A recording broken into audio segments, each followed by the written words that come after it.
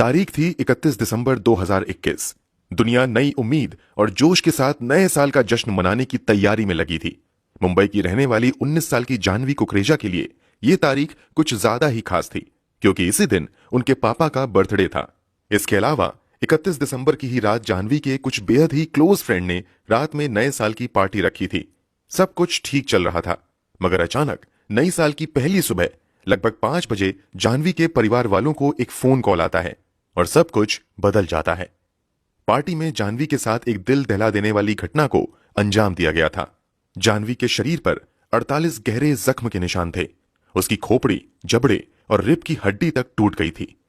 तो आखिर जाह्नवी के साथ इस पार्टी में क्या हुआ था और जाह्नवी के साथ हुई घटना के लिए जिम्मेदार कौन था, जानने के लिए वीडियो में आखिर तक बने रहिए।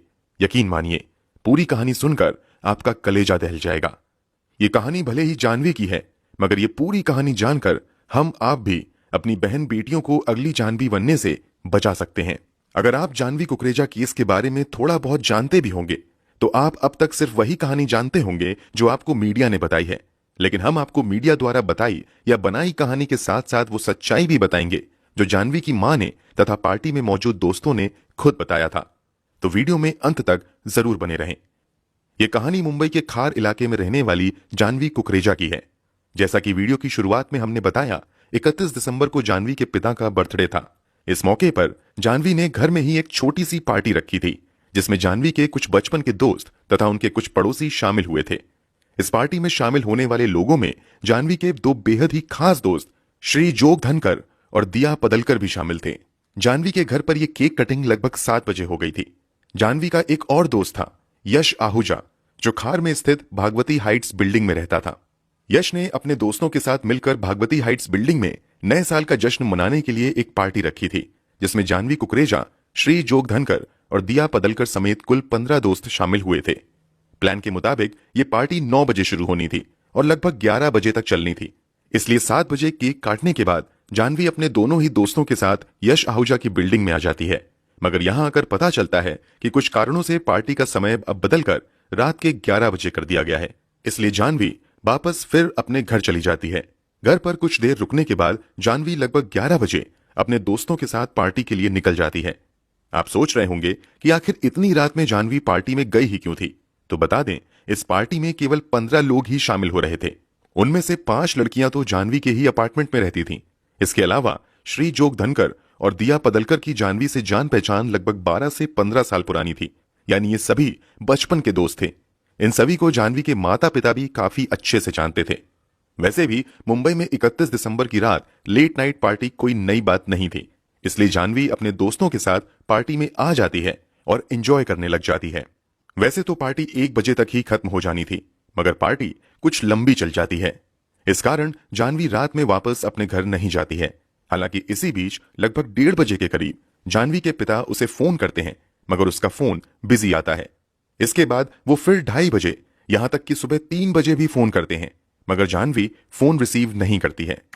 चूंकि जाह्नवी अपने ही बचपन के दोस्तों के साथ पार्टी कर रही थी, इसलिए जाह्नवी के माता पिता जाह्नवी द्वारा फोन रिसीव ना करने के बावजूद ज्यादा चिंतित नहीं होते हैं और वो सोचते हैं कि पार्टी के बाद ज्यादा रात होने की वजह से जाह्नवी दोस्त के यहां ही रुक गई होगी, क्योंकि ऐसा कई बार पहले भी हो चुका था। अब तारीख बदलकर हो गई थी 1 जनवरी 2022। अभी सुबह के 5 ही बजे थे कि जाह्नवी के पिता प्रकाश कुकरेजा के मोबाइल की घंटी बजती है। इन्हें लगता है कि शायद किसी ने नए साल की बधाई देने के लिए इतनी सुबह फोन किया है, मगर फोन उठाते ही उनके पैरों तले जमीन खिसक जाती है। फोन पर उन्हें कहा जाता है कि जाह्नवी का एक्सीडेंट हो गया है। इस कॉल के कुछ ही मिनट बाद पार्टी में जाह्नवी के साथ ही गई दोस्त दिया पदलकर के पिता समीर पदलकर का भी फोन जाह्नवी के पिता के पास आता है और वो भी बताते हैं कि बच्चों का एक्सीडेंट हो गया है, आप जल्दी से खार पुलिस स्टेशन चले आइए। समीर ये भी कहते हैं कि दिया हिंदुजा हॉस्पिटल में एडमिट है, जबकि जाह्नवी भाभा हॉस्पिटल में है। इस पर जाह्नवी के पिता तुरंत कहते हैं कि जब दोनों बच्चियां पार्टी में साथ में गई थीं और दोनों का एक्सीडेंट भी साथ में हुआ है, तो दोनों अलग अलग हॉस्पिटल में क्यों हैं और मुझे हॉस्पिटल की बजाय पुलिस स्टेशन क्यों बुला रहे हैं? इस पर दिया के पिता जाह्नवी के पिता को कहते हैं कि आप जितनी जल्दी हो पुलिस स्टेशन आ जाइए, यहां आपको जानकारी मिल जाएगी। इतना सुनते ही जाह्नवी के पिता भागते हुए खार पुलिस स्टेशन जाते हैं। यहां उन्हें दिल दहला देने वाली जानकारी दी जाती है। उन्हें बताया जाता है कि आपकी बेटी जाह्नवी की डेथ हो गई है। वो भगवती हाइट्स बिल्डिंग के ग्राउंड फ्लोर पर मृत पाई गई हैं। ये वही बिल्डिंग थी जहां रात में पार्टी हुई थी। ये खबर सुनकर जानवी की मां निधि प्रकाश कुकरेजा भी भागती हुई हॉस्पिटल जाती हैं, जहां जानवी की लाश रखी हुई थी। मौत की खबर के बाद कुछ कागजी कार्यवाही पूरी की जाती है और फिर जानवी का पोस्टमार्टम किया जाता है और फिर लाश को अंतिम संस्कार के लिए परिवार को सौंप दिया जाता है। इस अंतिम संस्कार के दौरान जानवी के माता पिता को एक बात बहुत ज्यादा खटकती है कि बीती रात पार्टी में जितने भी दोस्त शामिल हुए थे वो सभी जानवी के बेहद ही करीबी थे। उनमें से कई तो जानवी के पड़ोसी और बचपन के दोस्त थे। इसके बावजूद जानवी की मौत के बाद ना तो जानवी का कोई दोस्त उसके घर पर गया था और ना ही एक पड़ोसी होने के नाते ही कोई जानवी के माता पिता को झूठी ही सही तसल्ली देने गया था। अब इन लोगों को शक होने लगता है कि जानवी की मौत नेचुरल डेथ तो नहीं है, बल्कि जरूर किसी बड़ी साजिश के तहत जानवी की जान ली गई है। इधर पुलिस भी इसे एक अननेचुरल डेथ मानते हुए एफआईआर दर्ज कर जांच शुरू कर देती है। पुलिस जांच में कई हिला देने वाले खुलासे होते हैं। पुलिस सबसे पहले पार्टी में मौजूद लोगों के बयान दर्ज करना शुरू करती है। पार्टी में यशना आहूजा भी शामिल थीं। पुलिस पूछताछ में यशना बताती हैं कि पार्टी भागवती हाइट्स बिल्डिंग के 8th फ्लोर की छत पर हो रही थी। पार्टी के दौरान सभी से अलग होकर श्री, दिया और जानवी एक साथ कोने में बैठे हुए थे। यशना के मुताबिक वहां बैठकर श्री जोग धनकर जानवी को किस कर रहा था। इसी बीच दिया उठकर श्री के बगल में रखे मैट्रेस पर सो जाती है। इसके अगले ही पल श्री दिया के साथ इंटीमेट हो जाता है। श्री की इस हरकत से जानवी को काफी गुस्सा आ जाता है और यहीं पर श्री, दिया और जानवी की कुछ कहा सुनी हो जाती है। यशना आहूजा की बयान के मुताबिक इसके बाद उसने देखा कि जानवी किसी से फोन पर बात कर रही हैं और रो रही हैं। पुलिस अब यह पता लगाने में जुट जाती है कि आखिर जानवी ने इतनी रात में फोन पर किससे और क्या बातें कर रही थीं। जांच में पता चलता है कि इस झगड़े के बाद जानवी ने 1:40 के आसपास अपनी एक दोस्त पर्णिका नेहरूला को फोन किया था। पर्णिका पूछताछ में बताती हैं कि जानवी ने उसे फोन करके श्री और दिया की हरकतों के बारे में बताया था। पर्णिका के मुताबिक जानवी को श्री की यह हरकत बिल्कुल भी अच्छी नहीं लगी थी। पर्णिका के दावे के अनुसार फोन पर जानवी ये भी कहती हैं कि वो दोस्त के तौर पर ना तो श्री जोग धनकर को खोना चाहती हैं और ना ही दिया पदलकर को। इसके बाद जानवी फोन काट देती हैं। यह आखिरी बार था जब जानवी ने किसी से फोन पर बात की थी। इसी के बाद 2:20 के आसपास जब पार्टी में शामिल कुछ दोस्त घर वापस जाने के लिए नीचे आते हैं तो उनकी नजर ग्राउंड फ्लोर पर पड़ी जानवी पर पड़ती है। जानवी को मरा देखकर खार पुलिस को जानकारी दी जाती है। पार्टी में शामिल सभी लोगों का बयान दर्ज करने के बाद पुलिस क्राइम सीन की भी जांच पड़ताल करती है, जहां से कुछ अहम सुराग पुलिस को मिलते हैं। पुलिस को बिल्डिंग के 5वें फ्लोर की सीढ़ियों पर पीले रंग की चूड़ियां मिलती हैं जो जानवी ने पहनी हुई थी। 4th फ्लोर पर जानवी का एक सैंडल मिलता है, जबकि दूसरा सैंडल जानवी के पैर में ही ग्राउंड फ्लोर पर था। जानवी का ईयररिंग 3rd फ्लोर पर था, जबकि 2nd फ्लोर पर जानवी के हेयर बैंड्स मिलते हैं। 3rd फ्लोर पर खून के भी निशान मिलते हैं, जबकि 2nd फ्लोर की सीढ़ियों की रेलिंग पर से बाल के नमूने बरामद किए जाते हैं। डीएनए जांच में खुलासा होता है कि खून और बाल जानवी के ही हैं। पुलिस आगे जब श्री जोग धनकर की तलाशी लेती है तो उसके पास से पार्टी वाली रात पहनी गई शर्ट भी बरामद होती है, जिस पर खून के निशान पाए जाते हैं। जांच से खुलासा हो जाता है कि श्री की शर्ट पर जानवी का ही खून था। कुछ दिनों बाद जानवी की पोस्टमार्टम रिपोर्ट भी आ जाती है, जिसमें खुलासा होता है कि जानवी के शरीर पर पूरे 48 गहरे जख्म के निशान हैं। उसकी खोपड़ी की हड्डी तक टूट गई थी। पोस्टमार्टम रिपोर्ट के मुताबिक उसके सर को काफी जोर से रेलिंग पर मारा गया था। जानवी के शरीर की कई दूसरी हड्डियां भी टूटी हुई पाई गई थीं।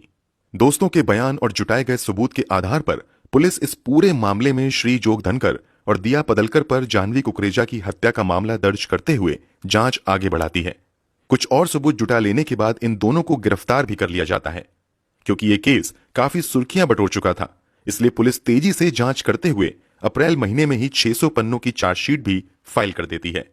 चार्जशीट के मुताबिक जानवी की मौत कोई एक्सीडेंटल डेथ नहीं थी, बल्कि उसे बड़ी ही बेरहमी के साथ मारा गया था और उसे मारने का इल्जाम किसी और पर नहीं बल्कि जानवी के बचपन के दोस्त और कथित बॉयफ्रेंड श्री जोग धनकर और दिया पदलकर पर लगा था। हत्या की वजह और भी ज्यादा चौंकाने वाली थी। पुलिस ने इन्वेस्टिगेशन के दौरान पार्टी में शामिल बाकी सभी लोगों का बयान दर्ज किया और सबूत इकट्ठा किए। इनके आधार पर पुलिस ने दावा किया कि श्री जोग धनकर और दिया पदलकर ने पहले जानवी को बड़ी बेरहमी से मारा और फिर 2nd फ्लोर से ही इसे धक्का दे दिया।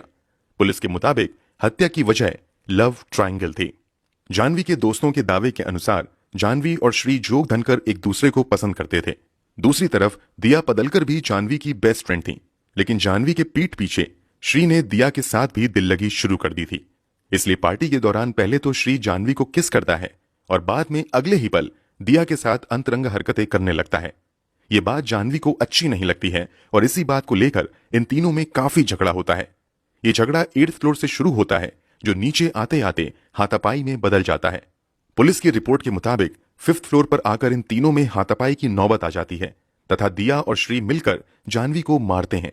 इस दौरान जानवी भी अपने बचाव में इन दोनों पर वार करती है। इस कारण दिया के होठों में चोट लगती है, वहीं श्री को भी कुछ चोट आती है। इसके बावजूद ये दोनों जानवी को मारते हुए दूसरे फ्लोर पर लाते हैं। यहां दोनों मिलकर पहले जानवी के सर को जोर से रेलिंग पर मारते हैं और फिर उसे वहां से सीधे नीचे ग्राउंड फ्लोर पर गिरा देते हैं, जिससे जानवी की बेहद ही दर्दनाक तरीके से मौत हो जाती है। जब जानवी के कुछ दोस्त रात में जानवी का शव नीचे पड़ा हुआ दिखते हैं तो सबसे पहले वो श्री को ही फोन करते हैं, क्योंकि उन्हें मालूम था कि श्री जानवी का बॉयफ्रेंड है। मगर पहले तो श्री फोन नहीं उठाता है और जब कुछ समय बाद फोन उठाता है तो जानवी की मौत की खबर सुनकर भी बिल्कुल सामान्य रिएक्ट करता है।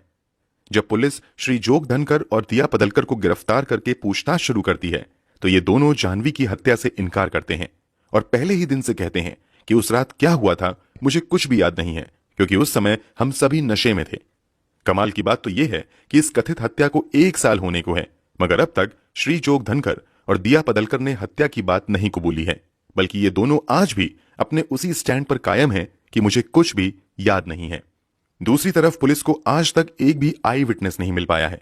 मतलब पार्टी में 15 लोग थे, लेकिन किसी ने इन्हें जानवी को मारते हुए या नीचे गिराते नहीं देखा। हालांकि कुछ लोगों ने इन तीनों को आपस में झगड़ते हुए जरूर देखा था। इन गवाहों के अलावा पुलिस के पास फॉरेंसिक और कुछ सर्कमस्टेंशियल एविडेंस है, जिसके आधार पर पुलिस दावा करती है कि जानवी कुकरेजा की हत्या श्री जोग धनकर और दिया पदलकर ने मिलकर की है। अभी तक किसी भी आरोपी का गुनाह कोर्ट में साबित नहीं हो सका है और मामले की सुनवाई अभी चल ही रही है। 2022 के जुलाई महीने में इस केस के मुख्य आरोपी श्री जोग धनकर और दिया पदलकर ने अदालत में बेल की अर्जी दाखिल की थी, मगर अदालत ने सर्कमस्टेंशियल एविडेंस को काफी मजबूत मानते हुए बेल देने से इनकार कर दिया था। इस कारण ये दोनों अभी जेल में हैं। अब तक की जो कहानी हमने बताई है वो पार्टी में मौजूद दोस्तों द्वारा पुलिस को दिए गए बयान पर आधारित है। अब हम आपको इस कहानी का दूसरा पक्ष यानी वो पक्ष भी बताते हैं जो पीड़िता जानवी कुकरेजा की मां ने मीडिया को बताया था। एक तरफ जानवी के दोस्त और पुलिस दावा करती है कि जानवी और श्री एक दूसरे को प्यार करते थे, जबकि जानवी की मां का कहना है कि ये दोनों दोस्त जरूर थे, मगर इन दोनों में प्यार जैसी कोई बात नहीं थी और ना ही ये दोनों रिलेशनशिप में थे। जानवी की मां का दावा है कि जानवी की हत्या जरूर किसी दूसरी वजह से की गई है और उसी वजह को छुपाने के लिए दोनों आरोपी उस रात की घटना के बारे में सब कुछ भूलने का नाटक कर रहे हैं। क्योंकि यह मामला अभी अदालत में है, इसलिए पूरे मामले पर हम कोई अंतिम टिप्पणी नहीं करेंगे। दोषी कौन है वो तो आने वाले समय में ही पता चलेगा। फिलहाल दोस्तों, आपको क्या लगता है कमेंट बॉक्स में जरूर बताएं। अगर आपको हमारी मेहनत पसंद आई हो तो इस वीडियो को लाइक करते हुए शेयर भी करें।